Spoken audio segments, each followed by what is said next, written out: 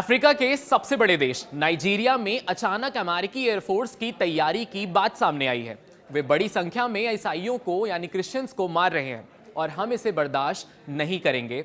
हाँ, ये सीधे शब्दों में अमेरिकी राष्ट्रपति डोनाल्ड ट्रंप का बयान है, लेकिन असल में मामला क्या है और ये नाइजीरिया के खिलाफ कौन सी प्रतिक्रिया दी है, आज जानेंगे वो पूरी कहानी।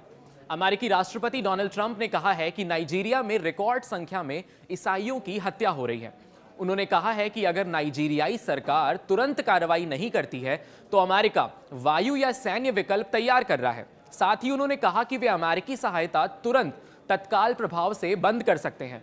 ये बयान तब आया जब नाइजीरिया को अमेरिकी कंट्री ऑफ पार्टिकुलर कंसर्न सूची में वापस जोड़ा गया है। अमेरिकी राष्ट्रपति डोनाल्ड ट्रंप ने नाइजीरिया में संभावित सैन्य कार्रवाई के लिए रक्षा विभाग को तैयार रहने का आदेश दिया है। ट्रंप ने नाइजीरिया सरकार पर ईसाइयों के खिलाफ हिंसा रोकने के विफल होने का आरोप लगाया है, जबकि नाइजीरिया ने इसे आरोप का खंडन किया। ट्रंप ने नाइजीरिया को दी जाने वाली सहायता बंद करने की चेतावनी दी है और कहा है कि जरूरत पड़ने पर अमेरिका आतंकवादियों का सफाया करेगा। नाइजीरिया ने इस आरोपों को सिरे से खारिज कर दिया है।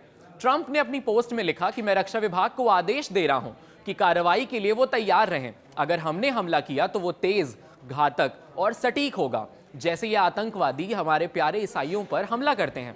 अमेरिकी रक्षा मंत्री पीट हेग्सेथ ने भी ट्रंप की पोस्ट को शेयर करते हुए लिखा कि हम तैयारी कर रहे हैं, या तो नाइजीरियाई सरकार अपने ईसाइयों की रक्षा करे या हम उन आतंकियों को खत्म करेंगे जो इन अत्याचारों के पीछे हैं।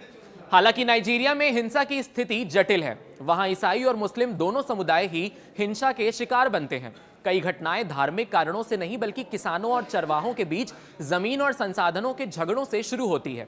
नाइजीरियाई सरकार ने इस चेतावनी को ठुकराया है, कहा है कि यह उनके देश की वास्तविक छवि नहीं दर्शाता।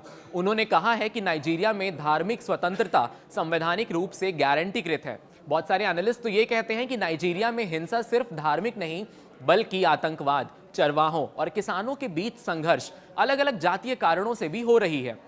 आइए आपको सुनवाते हैं कि इस पूरे मुद्दे पर अमेरिका के राष्ट्रपति डोनाल्ड ट्रंप ने क्या कुछ कहा है। हो सकता है बहुत सी चीजें हों, मैं बहुत सी चीजों की कल्पना करता हूं। वे नाइजीरिया में रिकॉर्ड संख्या में ईसाइयों की हत्या कर रहे हैं और दूसरे देशों में भी स्थिति बहुत खराब है। आप ये जानते हैं, दुनिया का वो हिस्सा ईसाइयों की हत्या के मामले में बहुत बुरा है और उन्हें बहुत बड़ी संख्या में मार रहा है। हम ऐसा नहीं होने देंगे। ट्रंप का यह बयान सिर्फ मानवाधिकार संबंधी नहीं बल्कि इसमें राजनीतिक और सैन्य रणनीतिक संकेत भी शामिल हैं। अमेरिका ने नाइजीरिया को धार्मिक स्वतंत्रता उल्लंघन वाले देशों की सूची में डालने का निर्णय किया है। अमेरिका की चेतावनी से सवाल उठ रहे हैं, क्या यह सुरक्षा कारण से है या अमेरिका की अफ्रीका रणनीति का एक नया हिस्सा? क्या यह वायु हमला संभव है और यदि हुआ तो इसका असर क्या होगा?